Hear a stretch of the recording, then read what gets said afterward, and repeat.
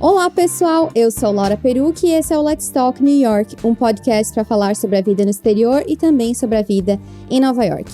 Vocês já sabem que para comentar esse ou qualquer outro episódio é só me mandar uma mensagem pelo Instagram, @Laura_Perucchi.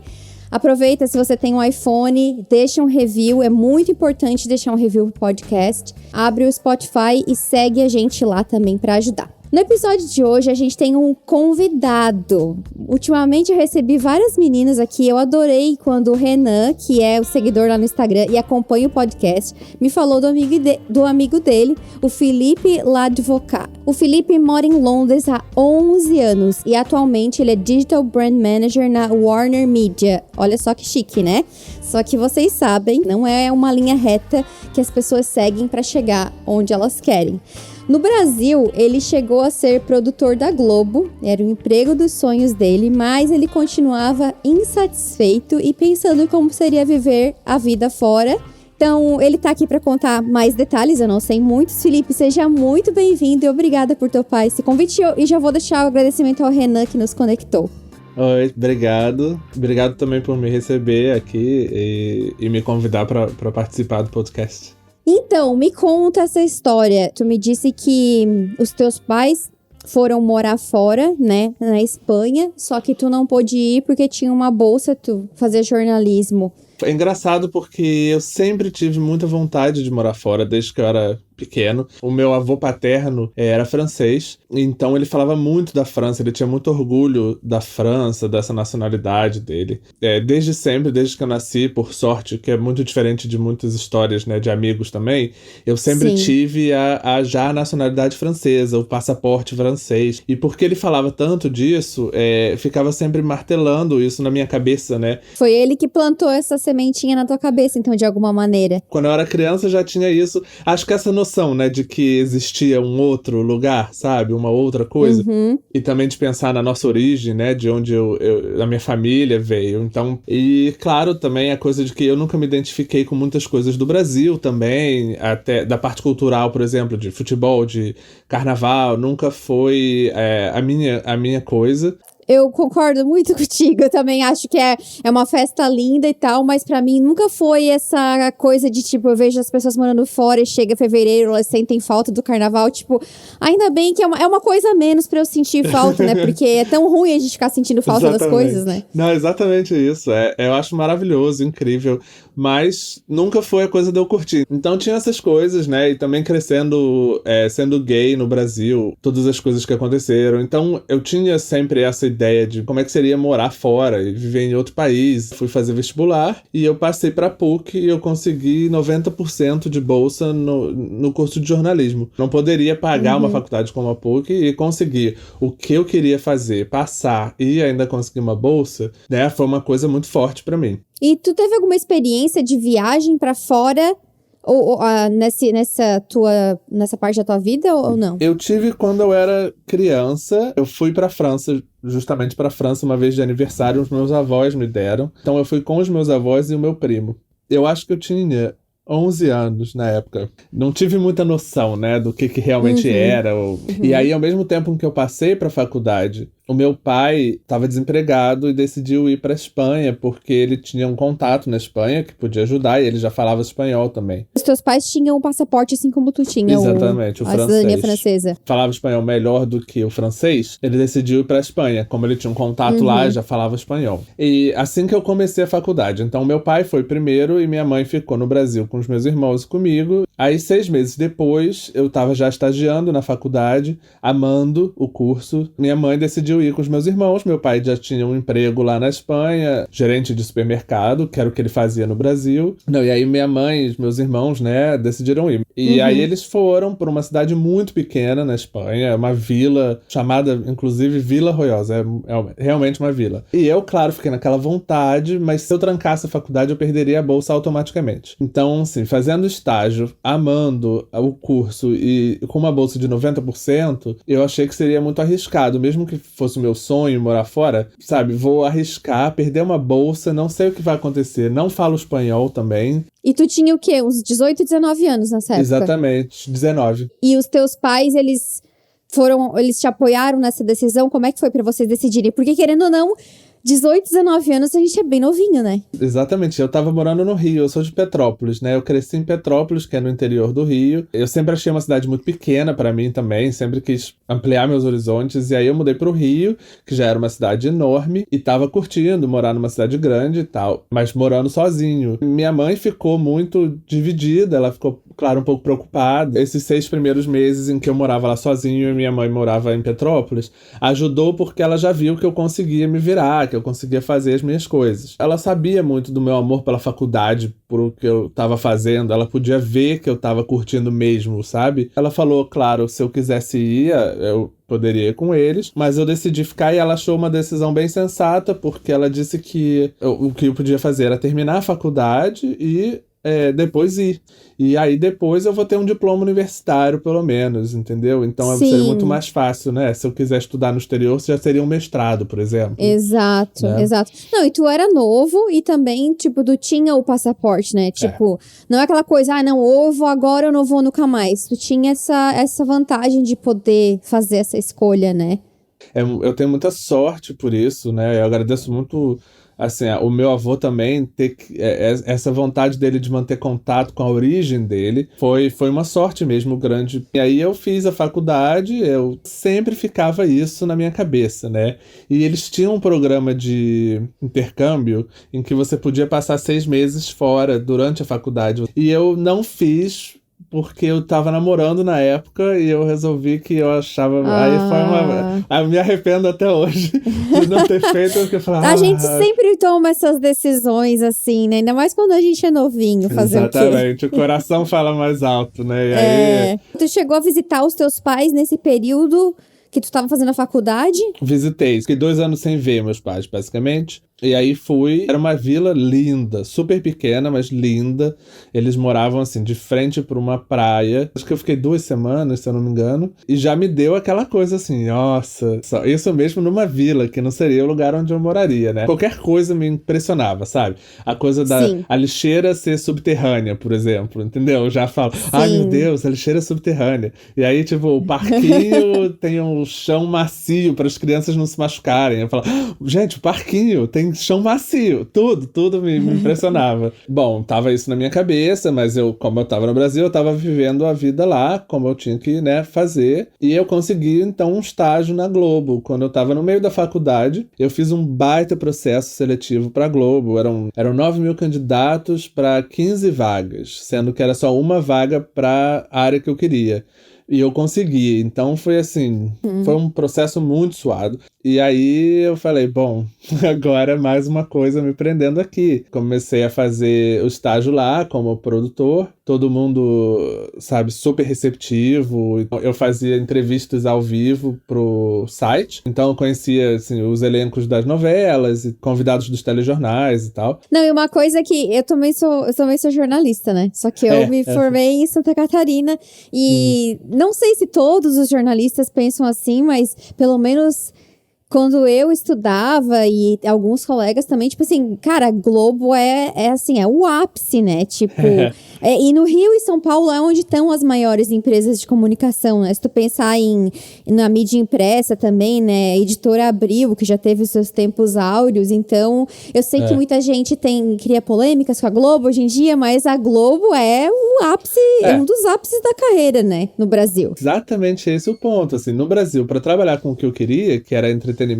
a Globo era o máximo que eu podia chegar. Isso há 10 anos atrás, né? Exatamente. Hoje no Rio de Janeiro, existem. Hoje a gente tem outras, né? Sei lá, tem produções de Netflix no Brasil, tem CNN, tem um monte de coisa, mais concorrência, mas há 10 anos. Há 10 anos não tinha. Não tinha streaming há 10 anos. Então era assim, era canal a cabo, canal aberto. E aí era Globo ou Globosat. Ok, cheguei já no meu objetivo final. Claro, não de cargo, mas de lugar pra trabalhar. Depois de 6 meses, a minha chefe revisou e falou: olha, você é ótimo, eu tô muito feliz com o seu trabalho, vou renovar o seu estágio. E aí tem uma coisa que talvez seja interessante eu contar, que como eu fazia várias coisas de produção, mas eu também apresentava no site, né? E ela conversou comigo sobre ela falou, olha, às vezes, em certas entrevistas, você deixa a sua sexualidade transparecer na maneira como você fala. E ela disse, obviamente, eu não tenho nenhum problema com isso. Mas existem diretores que têm e que comentam e que reclamam disso, que como um jornalista você não poderia. Eu, assim, na minha parte com ela, eu achei que foi incrível, porque na verdade ela estava me dando uma dica. Óbvio que é uma coisa horrível, mas assim, da parte dela, é uma dica profissional que ela me deu que talvez eu nunca fosse saber. Foi uma coisa muito delicada, né, de ser conversada, mas eu agradeço muito que ela tenha me falado isso, que ela tenha até se arriscado de falar isso. E é claro que isso foi mais uma coisa pra pensar assim, pô, eu tenho total habilidade e talento pra fazer o que eu faço, né? Ela gosta do meu trabalho, mas isso é uma questão. Se eu quiser um dia apresentar alguma coisa na televisão ou qualquer coisa nesse sentido, isso ficou claro pra mim que pessoas ali dentro da empresa, mesmo no mundo do entretenimento, estariam pensando nisso e vendo isso. Sim. Tá te reprimindo de alguma forma, né? Totalmente. 10 anos atrás, eu não sei como é hoje em dia. Vendo, assim, a quantidade de pessoas que, na verdade, são assumidas no Brasil, eu não acho que mudou tanto assim. De todo jeito, eu gostava do meu trabalho, e a gente também fazia fonoaudióloga, porque você tem que ter um sotaque neutro, né, quando você tá na Globo. Que eu acho um absurdo também isso aí, honestamente. Como uma pessoa do Sul... né? Sim, eu tenho que dizer isso, também. tipo, acho maravilhoso. Acho que Fernanda Lima deve ser a única pessoa dentro da Globo que não fez esse exercício de sotaque, né? Pois é. Porque, enfim, não faz sentido isso, né? Ainda mais sotaque hoje em dia, regional, se parar né? pra pensar. Gente, um país com tantos estados, tanto sotaque, e a Globo ainda assistindo nesse negócio do... né? É coisas que, assim, eu tenho certeza que, sei lá, talvez em 20, 30 anos a gente vai estar falando assim, nossa, eles faziam isso há 20, 30 anos, sabe? É verdade. Isso existe. Isso acontece lá. Então, claro que isso contava. Eu tinha o emprego que eu queria, o emprego dos meus sonhos, mas tinham essas coisas, né, que pesavam também. Mas continuava aquela coisa, né, na minha cabeça. Bom, aí eu me formei e fui contratado como produtor, que me deixou muito contente, mas obviamente ficou aquela coisa assim, adiando mais uma vez o sonho de morar fora, né? Porque eu não queria também abandonar uma coisa certa. Ao mesmo tempo, eu pensava, eu sou novo, deveria fazer agora. Era uma dúvida, assim, muito, muito constante mesmo. Na Globo, eu teria que mudar de área por 6 meses, por causa de uma burocracia da contratação. E aí a minha chefe falou, olha, você vai ter que ir para a área de jornalismo por 6 meses. E nessa área de jornalismo, seria só para cuidar dos sites, dos telejornais, fazer muito assim, transcrição de matéria, coisas assim. E eu achei que isso seria bem entediante para mim. Eu peguei um ônibus para ir pro trabalho e a minha melhor amiga, uma das minhas melhores amigas, pegou o mesmo ônibus por coincidência. Ela entrou no mesmo ônibus. Eu falei para ela, como eu vou ter que mudar de área, eu comecei a pensar se de repente é a hora de eu, sabe, tentar alguma coisa fora, viajar pelo menos, conhecer os lugares, né? Por uns meses. E de repente aprender espanhol, alguma coisa assim, já que meus pais estão lá.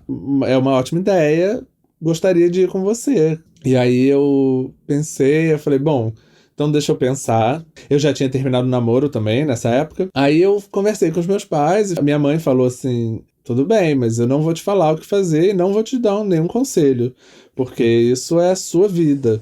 Eu vou te apoiar se você ficar, eu vou te apoiar se você vier. Eu falei, então tá, não me ajudou muito, quer dizer, ajudou, mas, né? Aí eu decidi falar com a minha chefe sobre a ideia. E eu falei, olha, o que você acha, em vez de eu ir pro jornalismo, eu ir pra Espanha, fazer um curso, viajar, né, como se fosse uma licença. Ela falou, acho ótimo, acho que seria super bom pra você, seus pais estão lá mesmo, e eu vou deixar as portas abertas, você volta daqui a 6 meses e o seu emprego tá aqui garantido. Bom, era Perfeito. o que tu precisava, né? Exatamente. O emprego tá ali, as portas abertas. Ela, sabe, ela me apoiou nessa decisão. Com os meus pais lá, eu falei, acho que eu vou. Aí ela disse, mas você precisa me dar a resposta hoje, depois do almoço. Ai, meu Deus, nossa, Então, com assim, emoção. eu tive 1 hora. Aí eu liguei pra minha amiga e falei, olha, eu acho que eu vou. Aí eu falei, então vamos? Ela falou, vamos. Depois do almoço eu falei pra minha chefe. Isso era março. E eu falei, eu fico até o final de abril, quando eu teria que mudar de área. E aí eu volto, então, no final do ano, né? Nunca mais voltou. Nunca mais voltei, exatamente. A gente teve 1 mês e meio pra se desfazer de apartamento. Eu falei com os meus pais e decidimos ir os dois, assim. Mas pra sempre com Espanha. aquele mindset de, em outubro eu estou de volta. Exatamente. Mas foi até engraçado, porque uma das festas de despedida que a gente teve, um dos meus melhores amigos, minhas amigas chorando, e ele tava nervoso, e ele ficava fazendo piada. E aí ele, o que vocês estão chorando, gente? É 6 meses, a gente mal se viu nos últimos 6 meses. Aí uma delas falou, você acha realmente que ele só vai ficar 6 meses? E meu amigo, lógico que ele sabia, mas ele tava em negação, né? Fomos pra Espanha, inicialmente lá nessa vila onde meus pais moravam. Então, o primeiro mês a gente só parou mesmo, descansou e não fez nada. E aí a gente começou a pensar, bom, vamos ver de viajar. E aí a gente viu um curso de cinema na Espanha. Então a gente falou, vamos fazer. A gente fez o curso de cinema. Começamos a aprender, comecei a ver. Aí a gente começou a pensar, e mestrado? A gente foi pra Madrid e tivemos uma semana, assim, incrível, maravilhosa em Madrid. Foi engraçado também porque eu tenho um amigo que eu conheci na época de Fotolog. Nossa! Lembra? Sim, Fotolog. Acho que tem gente que talvez escute que não vai saber o que é Fotolog. É verdade. Os mais novos não sabem. É o pré-Instagram. Quando a gente não tinha, né, smartphone, tinha o Fotolog, que era um site. A gente só podia ter 10 comentários e uma foto por dia. Então essa era a nossa vida, né? Aí o povo tinha o povo privilegiado que pagava o premium, né? Tinha aquele símbolo de uma coroazinha. Aí a gente que não tinha conta paga tinha que fazer o quê? Já tá dando 10 comentários. Eu ia lá, pagava todos, copiava e postava todos como um.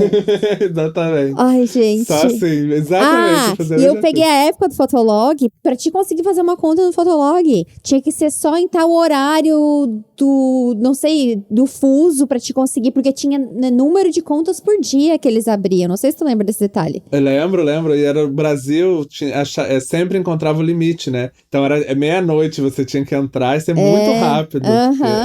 Nessa época eu conheci um menino que morava em Washington. Eu ficava trocando comentários, depois a gente foi falar no MSN, que era o Messenger da época, né? Antes do WhatsApp. A gente se falava, ele nos Estados Unidos e eu no Brasil. E aí, quando eu tava na Espanha, ele foi morar em Madrid. E aí, quando eu fui pra Madrid passar uma semana, a gente finalmente se encontrou. E aí ele mostrou também certas coisas lá em Madrid pra gente e tal. Então, a gente viu finalmente como era uma cidade grande, como era morar lá. Ele também, vindo dos Estados Unidos, me explicou também diferenças. E é um dos meus melhores amigos, né, o Sam. E a gente ficou naquela, assim, é incrível. E aí, nesse meio tempo, a Globo me ligou e falou, olha, a gente precisa que você volte antes, porque a vaga tá aqui, enfim, é uma oportunidade que a gente queria que você pegasse. Eu conversei com a minha amiga também, a Espanha estava no auge da crise, então não tinha emprego lá. Seria muito difícil um emprego na área. Isso foi o quê? 2008, 2009? 2009. Eu já entendia bastante inglês, já falava um pouco, né? E aí eu pensei assim, poxa, e Londres? E aí a minha amiga não falava inglês, mas ela falou, bom, Londres pode ser interessante. Ela tinha uma amiga em Londres também. E aí quando me chamaram da Globo, eu falei, olha, não, eu tô indo pra Londres. E acho que não vou voltar no final do ano, por enquanto. E aí tu não passou, assim, pela tua cabeça, porque a Globo, ela tem sucursais, né, filiais em outros países também. Essa coisa de trabalhar em outro lugar da Globo não era uma possibilidade? Tinha Globo em Londres, né? E aí, antes de vir pra Londres, eu pensei, talvez seja uma. Mas, sendo sincero, a primeira coisa que me fez olhar pra Londres foram as Spice Girls. Porque eu era completamente louco por elas quando eu era adolescente. Eu era, assim, fanático. Mas eu pensei, então, exatamente, tem a Globo, tem outras oportunidades, tem muitas coisas lá. Então, depois disso, a minha outra chefe, depois que eu tomei essa decisão, veio falar comigo e falou, eu não queria te influenciar, mas eu acho que você tomou a melhor decisão. Acho que foi muito acertada você ficar aí, porque a Globo não é tudo na vida, não é a oportunidade da vida, entendeu? Se você voltar ao Brasil, obviamente você vai ter muitas oportunidades, e eu acho que você vai se enriquecer muito aí, culturalmente, né? Então isso me deixou tranquilo também. E aí eu resolvi vir para Londres. Então, ao invés de usar o dinheiro para viajar, eu usei o dinheiro para me segurar, né, e vir para cá. E eu tinha uma prima que morava em Londres já há 15 anos. Mandei um e-mail e ela falou, acho legal, Londres tem muita oportunidade, mas venha preparado para pegar a bandeja. Porque eu tava com uma ilusão de que eu tinha uma certa experiência, que tinha Globo, que tinha outras coisas. E ela falou, não, eu acredito sim no seu talento, na sua capacidade, mas vem preparado pra pegar a bandeja, porque é assim que começa. É porque se tu não vai já com uma oferta, né? Até tu encontrar algo é diferente, né? São outros meios. Eu tenho uma curiosidade só. Nenhum momento toda essa tua trajetória de pensar em morar fora, tu pensou em voltar para a raiz de tudo, que é a França? É engraçado essa pergunta. Não, nunca pensei. E por alguns motivos, assim. Um é que eu não falava francês. Eu até me arrependo, porque quando eu era criança, meu pai ia me botar numa aula de francês e eu falei que eu queria aprender inglês primeiro e bati o pé. E me arrependo, porque eu poderia ter aprendido francês também. Então isso foi a primeira coisa. É claro que eu lembrava com uma visão de criança, né? Mas quando eu fui criança, a França não me encantou muito. Não foi um país que me deixou assim, deve ser incrível morar, sabe? Sim. E hoje em dia, principalmente, eu acredito muito nisso de você bater com o lugar, assim. Total. Não é necessariamente que o lugar é melhor do que o outro, nada assim, mas você tem uma sintonia com certos lugares, né? Aí eu vim pra Londres primeiro e a minha amiga ainda tinha essa complicação. A minha amiga não tinha passaporte. Ela tava com visto de turista lá, na Espanha, né? E aí a minha mãe falou, por que vocês não casam? Porque se vocês casarem, ela fica com passaporte e ela pode morar aqui. Pensamos, pode ser uma boa solução. Claro, né, tem gente que vê isso, mas vocês estão enganando e tal. E a gente falava, na verdade, a gente se ama, a gente quer morar junto. A única diferença é que a gente não tem o amor romântico de querer ter uma família, a gente não é sexualmente atraído um pelo outro, mas há quem diga que, inclusive, o casamento é exatamente isso, depois de vários anos, entendeu? Sim. A gente decidiu fazer isso, só que para conseguir a papelada no Brasil, e com todas as regras que eles precisavam, e ela nasceu na Bahia, mandar pra cá, tem que traduzir, e a gente queria também a papelada da faculdade. Mesmo os amigos mais próximos no Brasil, pra conseguir alguém pra fazer um favor, um favor desse, é difícil. As pessoas, elas têm a melhor intenção do mundo, mas enrolam. Porque também tinha uma coisa, a gente tinha os nossos documentos, mas é que o documento tinha que ser mais recente do que 3 meses. Eu decidi vir para Londres primeiro, para ela não vir para cá sem um visto, enquanto ela resolvia a papelada dela. Então eu cheguei em Londres, fiquei na casa da minha prima 1 mês, e ela falou, fica aqui enquanto você resolve tudo, né? Procura uma casa e tal. E por sorte, uma brasileira que trabalhava com ela ia ter um quarto vazio na casa dela. Aí eu fui conhecer um quarto pequenininho, barato. E, ao mesmo tempo, eu precisava de um emprego. A minha prima conseguiu uma entrevista com um brasileiro que era gerente de um restaurante em Londres, chamado Coco Bambu. Eu fui lá. E o meu pai tinha uma amiga que morava na Inglaterra, ainda mora, aliás, a Heloísa. Ela conhecia o gerente de um restaurante de frango assado, que é uma rede super famosa aqui chamada Nandos. E aí conseguiu também uma entrevista pra mim. Fui na entrevista com o brasileiro, né? Então eu pensei, mais tranquilo, ele vai entender, né? A minha situação, isso tudo. Então ele conversou comigo, perguntou as coisas em português e ele falou, como tá o seu inglês? Eu falei, olha, eu tenho uma boa compreensão, eu falo um pouco também. Aí ele falou, então vamos conversar em inglês. Aí ele começou a fazer as perguntas em inglês, eu respondi em inglês. Respondi tudo, aí ele falou, eu acho que daqui uns 3 meses você pode começar, de repente, a pegar pedido. Por enquanto, você realmente só para kitchen porter, que é, né, pegar o prato sujo e levar para cozinha. Aí eu pensei, meu inglês deve estar ruim, então. Eu falei, não, tudo bem, eu topo. Aí ele falou, então tá, eu te ligo. Aí fui para casa meio assim, putz. Aí já fiquei nervoso do restaurante, né, porque o gerente do restaurante do Nandos, de frango, não era brasileiro. Aí cheguei lá, falei, queria falar com o John, um irlandês assim mais velho e tal. Vamos fazer um trial shift, que eu não sabia o que era, né? Agora eu sei que você faz um teste, né? Na época eram 3 horas, não pagas, você faz um teste pra eles verem o que você... se rende ou não. Exatamente. Eu cheguei lá e tal, ele falou, então tá, vem aqui, me deu um uniforme e falou, você vai fazer 3 horas, um trial shift na cozinha. Então fiquei lá na cozinha, virando frango, cozinhando frango. Não é frango frito, né? É frango assado, mas numa churrasqueira. Então, aí acabaram as 3 horas, ele sentou comigo, ele falou, o que que você achou? Eu falei, foi legal, a experiência e tal. E ele falou assim, quando você chegou? Eu falei, tem uma semana. Ele, como é que você já fala inglês assim, depois de uma semana? Como Aí assim? eu falei, ué, por quê? Ele, não, porque as pessoas que chegam aqui em uma semana não falam nem metade do que você fala.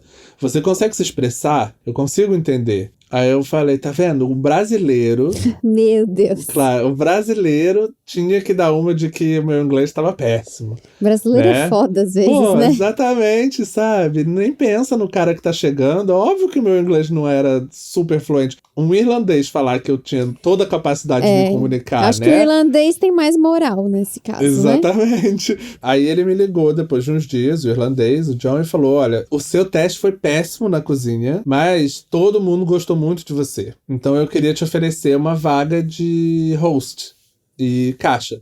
Que seria a pessoa que, né, recebe as pessoas na porta pra dar uma mesa. Aí eu falei, que bom, porque eu não aceitaria se fosse na cozinha, porque realmente pensando nesses dias, eu acho que não era pra mim. Adoraria trabalhar como host, como caixa. Ele falou, que bom essa sinceridade, porque muita gente não é honesto assim, né? Então que bom que você também me falou que não era pra você se fosse na cozinha. E aí foi isso. Aí eu comecei a trabalhar lá nesse restaurante. E no início era assim, super legal, entendeu? Tipo, eu tô em outro país, eu tô aprendendo mais inglês, eu conheci gente de países assim que eu nunca pensei que eu conheceria, sabe? Só que ao mesmo tempo era inverno. Eu cheguei aqui dia 1º de novembro. Então era inverno. Eu tinha uma amiga da faculdade que morava aqui e uma amiga coreana que era amiga de uma amiga, que me ajudou muito no começo. Ela me levava para os lugares, ela me ajudou a abrir uma conta de banco e tudo isso. Só que ela era casada e eu tinha os irmãos dela, cuidava dos irmãos dela, então eu não via com muita frequência. E no inverno ninguém sai. No início eu achava que eles não gostavam tanto de mim, mas depois que chegou o verão eu descobri que não, é porque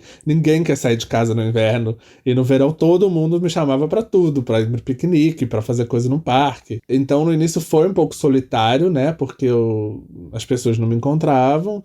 Eu trabalhava lá, tinha os amigos do restaurante, mas restaurante é aquela coisa, né? Você trabalha, é pesado. Às vezes tinham turnos de 12 horas, entendeu? E tu passou assim por. Tipo assim, tem sempre o estigma, né, de trabalhar nisso, né? Até aqui nos Estados Unidos se chama isso de subemprego, que eu sou totalmente assim, acho que a gente tem que mudar isso porque todo emprego é um emprego, mas, né, pra dizer que é uma coisa menos que outra, e aí tu que veio com uma formação, trabalhava no teu emprego dos sonhos, tipo, rolava alguma coisa de tipo de tu se julgar por aquilo, de ficar desconfortável com essa situação? Como que era isso? Eu não tinha, eu pessoalmente, assim, não tinha, eu via muito isso como uma coisa natural e que precisa ser feita quando você não tem um contato na área, né?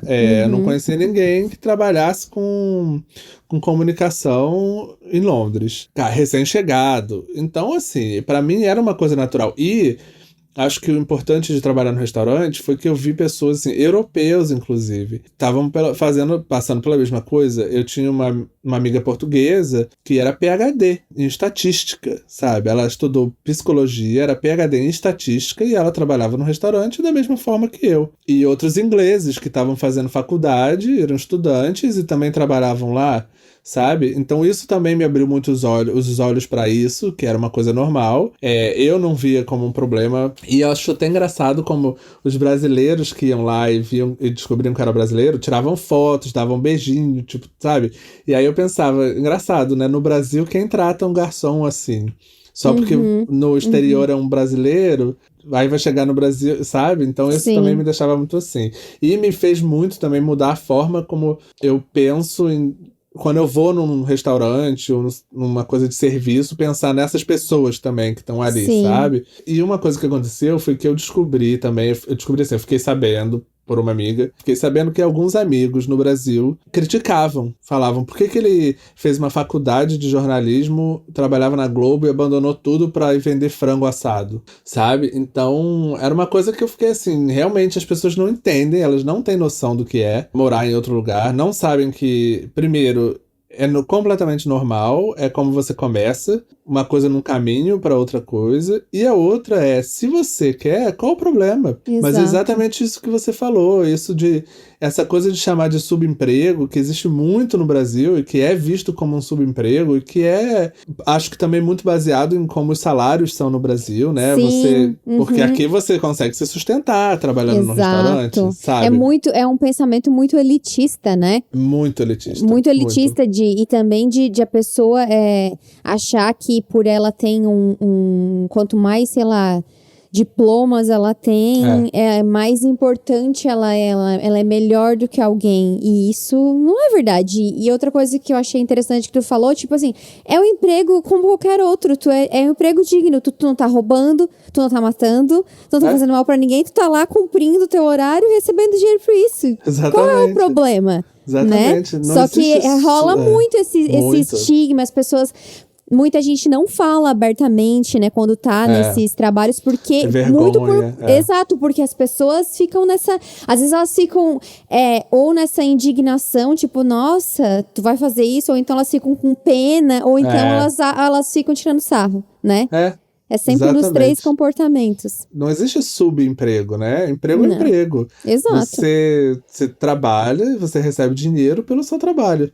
Se a gente hoje vai num restaurante, é porque tem pessoas que estão lá fazendo aquilo que tu tá julgando como subemprego, né? Exatamente. Alguém tá fazendo a tua comida, alguém tá servindo, alguém tá limpando, enfim. E é isso, né? E tem gente que gosta mesmo, que se encontra nessa, que depois vira gerente e abre um próprio restaurante, coisas assim, entendeu? Então, ou gente que quer simplesmente trabalhar, isso não é um problema, é um emprego como outro qualquer. É exatamente isso. Tem uma coisa elitista no Brasil de que a faculdade, o diploma, sabe, te dá um nível. E a gente vê isso, né, nas coisas. Eu sou advogado, com quem você acha que tá falando? Cidadão, não. Tu viu essa? Exatamente. É o perfeito. É o exemplo perfeito. Cidadão advogado. Não era engenheiro que ele engenheiro. Engenheiro, melhor do que você. Eu pago o seu salário, entendeu? Esse tipo de pensamento que é assim, surreal. Sabe? É claro que existe gente aqui também. Eu fui maltratado também em restaurante. Quando eu trabalhava, fui maltratado por certas pessoas. Óbvio que existe gente, né, assim. Mas realmente existe essa coisa de, sabe, considerar um subemprego.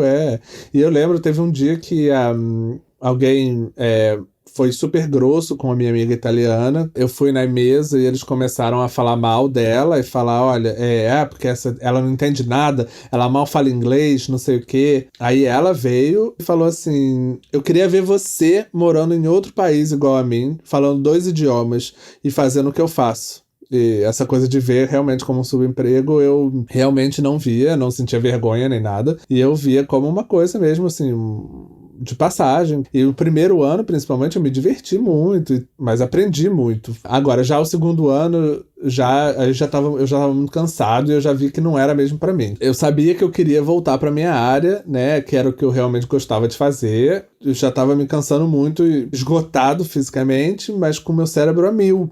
Porque eu não estava produzindo com ele, né? Nesse segundo ano que eu já me sentia mais autoconfiante, eu comecei a mandar currículo para as coisas aqui de mídia.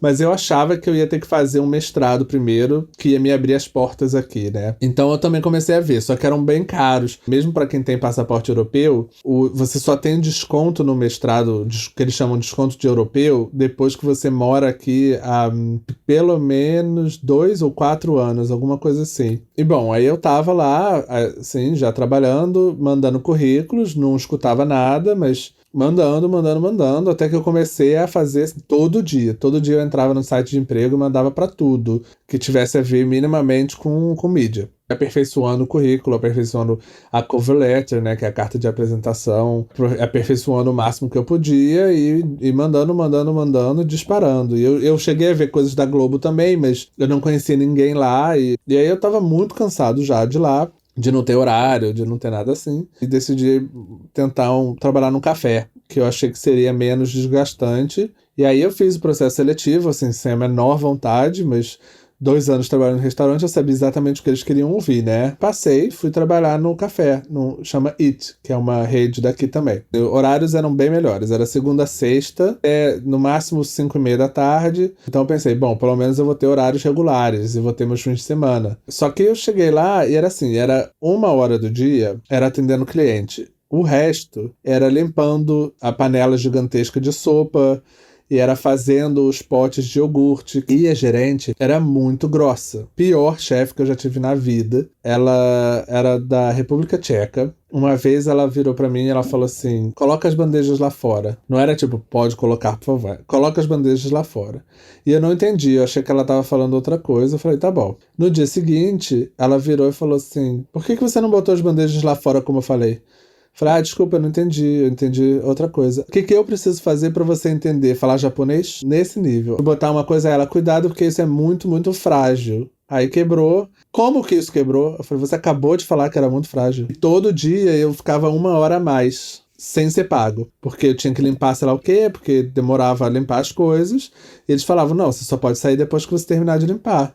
Mas a gente não paga. Eu tinha conseguido já 2 entrevistas para coisas de mídia, mas não tinha passado. Bem quando eu comecei nesse café, na primeira semana, eu consegui uma entrevista no Yahoo para trabalhar como produtor de vídeo. Quando eu li essa vaga, a vaga era assim, eu tava muito chateado porque eu já tinha passado 3 meses de eu mandar o currículo e eu achei que eu não tinha sido selecionado. E aí eles me ligaram e falaram, desculpa, demoramos e tal, mas a gente quer te entrevistar. Na verdade, fizeram uma entrevista por telefone, aí depois de 1 mês, eu já achei que também não tinha passado, aí falaram da entrevista pessoalmente. E eu tava trabalhando lá, né? Era numa segunda-feira. Dei uma desculpa, liguei e falei, tô doente, tô passando mal, não vou poder ir. Aí no dia seguinte, fui trabalhar, aí a gerente já falou assim, já fez primeira semana já doente.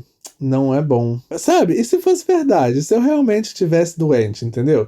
E aí eu tava muito desesperado já pensando em voltar pro restaurante porque o nível era assim deprimente, sabe? Na minha terceira semana lá, mandei um e-mail pro RH do Yahoo, né, perguntando, pelo menos para ter uma negativa e nada. Chegou uma sexta-feira à noite, eu cheguei em casa, abri meu celular, tava lá um e-mail falando, desculpa, a gente vai te ligar semana que vem para acertar os detalhes, mas a gente quer te oferecer a vaga.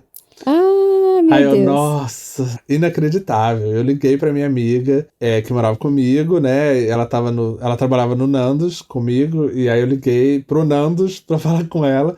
Falei, cara, eu passei pro Yahoo, eles mandaram um e-mail. Ela, você tem certeza? Eu falei, tenho, eu li 15 vezes o e-mail, eu tenho certeza. Ela, 15 vezes. tem certeza? Tem. Então eu vou falar pra todo mundo. Eu falei, eles me ligaram, na verdade, na semana seguinte, né? A gente quer que você comece no dia tal. E aí eles perguntaram de salário e eu, tipo, sei lá, né? Eu trabalhando no restaurante eu ganhava o mínimo, o salário mínimo. Eu não tinha a menor noção. Eu falei, olha, eu recebo o mínimo e um pouco mais do que isso. Ela, não. Você é um profissional, é outra base de salário. O salário é anual também, não é por hora e tal. E aí uma coisa que eu penso muito, que muita gente me pergunta, e que eu falo é o seguinte, com a sua experiência do Brasil, aqui, o que eu sinto, pelo menos nessa área de mídia, você tendo bastante experiência, isso te ajuda a ser contratado. Mas eles ainda vão te pagar como se você não tivesse experiência. Entendi. Então a experiência do Brasil conta para te contratar, porque eles querem alguém experiente. Mas não para te pagar, porque eles vão te pagar como iniciante. Então você dá, assim, alguns passos para trás. O que eu achei curioso na tua história é porque eu tava esperando pra saber como tu tinha parado no Yahoo, né? Que tu falou no e-mail pra mim, mas eu não sabia como. E o que eu achei mais interessante é que foi... Tipo assim, não teve contato, não teve networking. Foi mandando currículo, lapidando currículo, lapidando carta de recomendação. Reprovando em uma entrevista, reprovando em outra e, enfim, passando na primeira. Exatamente. E isso muita gente me pergunta também, fala de contatos. Eu sinto muito, às vezes, brasileiros gostam muito de atalho. Eu vi essa vaga, você não conhece a pessoa responsável da vaga para eu mandar um e-mail? Em que mundo as pessoas vivem para achar que elas podem simplesmente mandar um e-mail para alguém que elas não conhecem e que isso vai funcionar, entendeu? Claro, aquela coisa de, assim, a pessoa batalhou, deu um jeito, mandou um e-mail, coisas assim. Você conseguir, assim, um freela, por exemplo, numa empresa? Sim, existe. Você conhece alguém que saiba editar vídeo? Conheço. Aí você, né, coloca a pessoa lá. Realmente existe indicação assim. Mas numa vaga mesmo, assim, uma vaga oficial numa empresa, pelo menos na minha experiência, no que eu passei até agora, em todos os que eu trabalhei, não existe. Minha coisa do Yahoo foi exatamente isso. Eu não conhecia absolutamente ninguém lá. Fui lapidando, mandando todo dia, até eu achar essa vaga, eles acharem meu currículo bom, me ligarem, eu fazer as entrevistas e passar. Depois de lá, tu trabalhou no Huffington Post e hoje tu tá na Warner, né? Exatamente, Enfim, mas aí, saindo um pouco dessa parte do trabalho, no último tópico que eu queria falar é que, de alguma maneira, a vida te conectou com as tuas origens. Tudo voltou para as minhas origens da maneira mais provável, eu digo, né? Na época eu ainda trabalhava no Yahoo, tinha acabado de terminar o namoro, tava super, super triste, chateado. Fui comer comida japonesa com os amigos e tal, e aí tinha uma loja que eu já tinha ido algumas vezes e eu vi um All Star na entrada que era até com a bandeira do Reino Unido. A gente entrou na loja, eu desci, e aí tinha esse cara lá, esse vendedor, que sorriu quando eu entrei na loja pra mim. Eu fui lá experimentar e a gente começou a conversar. E aí eu falei pros meus amigos, gatinho ele, né? Não sei o quê. Eu falei pra ele, eu perguntei de onde ele era, pelo nome dele, era Adrian. De onde você é? Ele falou, eu sou francês. Aí eu falei, legal. Aí tu podia ter respondido assim, eu também sou. Exatamente. Eu falei, minha família é francesa, mas eu não falo francês, infelizmente, e tal. E aí ele falou, você tá falando português, né? Eu falei, você entendeu? Ele, não, mas eu reconheço porque os meus avós são portugueses. Aí eu falei, jura? E você fala português? Ele, não. O pai dele, na verdade, é português também, e não falava português, e a minha família francesa não falava francês. Uhum. E aí eu falei, poxa, a gente podia então tentar se ajudar, e já que a gente tá exatamente a mesma situação. Me passou o Facebook dele, o sobrenome dele era Teixeira, inclusive. Não, né? Mais de brasileiro ou português, impossível. Eu ainda falei, o seu sobrenome? Aí ele disse, tem que serrar. Aí eu, é o quê? É o quê? Tem que serrar. Falei, não é não, é Teixeira. Tá bom, a gente se encontra, né, pra tentar fazer isso, ensinar um pro outro. Meus amigos me zoando, falando assim, você não pode, mal terminou, já entrou numa loja, já sai dando telefone. Acabou que a gente ficou e nunca, na verdade, ensinamos realmente o idioma um do outro, né? Quer dizer, eu aprendi muito agora, mas então quando eu fui pra França conhecer a família dele, com o meu nome, o meu sobrenome, né, passaporte francês, sem falar francês, virou assim, mas e aí? Eu falei, ele não pode falar nada, porque a família portuguesa ele também não fala, pelo menos isso, né? E aí eu converso em português com o pai dele, os avós dele, ele conversa em francês com o meu pai e a gente mesmo não entende. Que legal! A gente acabou casando depois de uns anos, e aí eu vou aprendendo agora, finalmente, o francês à força, aí, né? A vida deu um jeito de te trazer isso, né? Achei muito legal. Exatamente. E faz quanto tempo que vocês estão casados? Agora faz 3 anos. E a gente acabou vindo morar a 5 minutos da minha prima, no primeiro lugar que eu morei em Londres. Olha! Então foi totalmente um ciclo também, assim, de voltar e ir um pouco mais longe do centro, né? Aqui eu senti muito isso, assim, de muitos ciclos que aconteceram mesmo. Sim. Até no próprio trabalho no Yahoo, eu entrevistar pessoas de novo, e aí eu entrevistar celebridades, assim, e conhecer ídolos meus dos anos 90, sabe? As Spice, conseguiu conhecer? 2 delas, 2. Quais? Foi a Emma e a Mel C.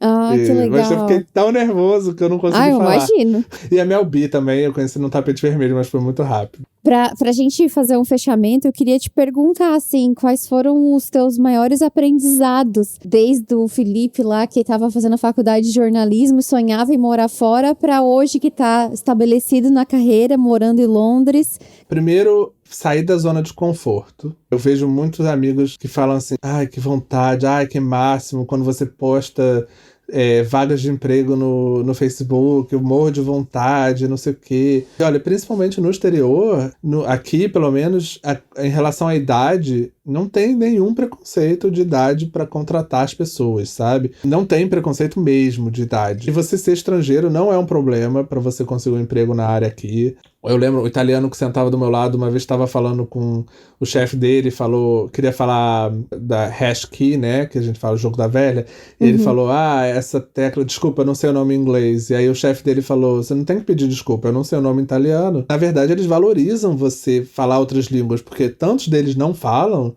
né, que eles acham incrível você falar português, espanhol, voltando um pouco ao que você perguntou, né? Eu diria assim, uma coisa é sair da zona de conforto é uma coisa muito positiva. Eu acho que mesmo que não seja para morar para sempre, você realmente arriscar as coisas, se é uma coisa que você realmente quer fazer, né? É importante. Mas você precisa estar preparado para isso. Assim, não vai ser fácil, não vai ser... Dependendo da área, talvez seja mais. Assim, quem trabalha com tecnologia realmente é bem mais fácil, mas se você trabalha com mídia ou com certas coisas, você precisa se adaptar, tá inclusive dentro da sua área, né? Mas você não pode chegar também achando que você já vai vir e conseguir um emprego de gerente de marketing. Não é, você tem que dar passos para trás para depois você dar os seus passos para frente aqui. E é isso que a gente falou, né, da coisa do restaurante também. Não é uma vergonha, entendeu? Não é, é tudo parte do seu caminho. Mas é uma coisa que eu acho que eu aprendi muito, que são partes e tudo é um aprendizado e muda muito a minha visão de mundo, sabe? Inclusive do Brasil, e vindo pra cá, eu tenho orgulho dos meus amigos que não precisaram dessa trajetória pra entender esse tipo de coisa, mas eu precisei viver isso, morar aqui, trabalhar em restaurante, conhecer tanta gente pra entender os meus privilégios, para me dar conta de que eu sou muito privilegiado e de que tanta gente, principalmente no Brasil, não tem a mesma sorte, que não tem passaporte, ou que nasceu em uma classe baixa, que não teria a mesma oportunidade que eu tive. Eu estudei em escolas particulares, entendeu? Tive um pouco mais de noção do meu privilégio, eu pude, acho que, enxergar um pouco mais isso, sabe? E de como eu acho muito mais importante dar oportunidade para as pessoas, que não existe essa coisa de meritocracia, sabe? E mesmo eu, que sou um exemplo de... que você poderia, né, falar, ele é um exemplo de meritocracia porque ele conseguiu um emprego no Yahoo por mérito dele, mas eu estudei em escola particular, eu tive meus pais pagando essas coisas para mim, eu sempre tive comida na minha mesa, eu sou classe média, entendeu? Eu sou branco, eu nunca sofri racismo.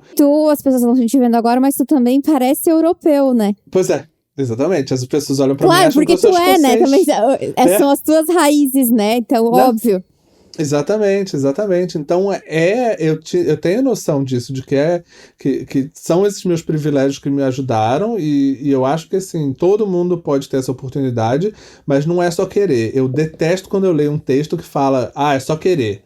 Sabe, é só se esforçar. É só, não é, gente, não é. Você tem muitos caminhos, você tem muitas coisas pra fazer, mas você tem que batalhar e você tem que ter essa noção. E se você tiver a menor resistência em achar que é importante demais pra trabalhar no restaurante, esquece, porque viver no exterior como imigrante, você vai passar por muita coisa. E a outra coisa que eu diria que eu acho importante é também você não vir se colocando pra baixo. Eu vejo muita gente, né, que às vezes vem e fala, nossa, não, mas eles com certeza odeiam brasileiros e eles odeiam imigrantes. Assim, não é bem assim. Lógico que tem muita gente realmente não gosta de imigrante, existe, claro, muito preconceito, a gente sabe, mas você também vir, como eu contei a história da minha amiga italiana, é assim, você já vem aqui, aprende inglês, você já fala 2 idiomas, você já tá melhor do que muita gente aqui. Você tem muito mais noção de cultura do mundo, de outras coisas que eles não conhecem, se você não se colocar pra baixo, você não deixar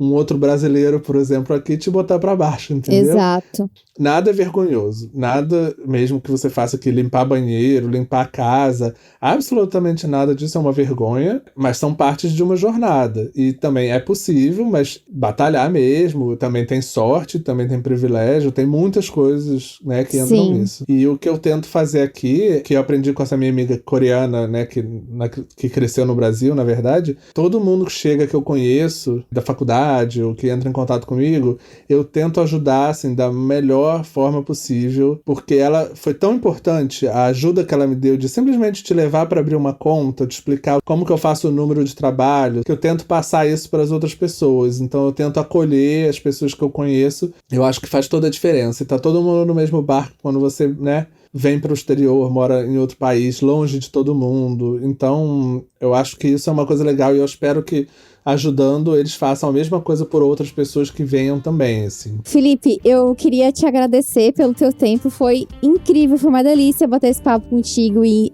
entender mais a tua história. Eu adorei, foi enriquecedor. Vou deixar o Instagram dele na descrição do podcast, aí vocês podem mandar mensagem para ele, falar que vocês escutaram o podcast, dar um oizinho, né? Não, com certeza. Pode mandar mensagem lá. Se tiver dúvidas ou perguntas também. Então tá, gente, ó, mandem suas mensagens e a gente se fala no próximo episódio. Tchau, tchau!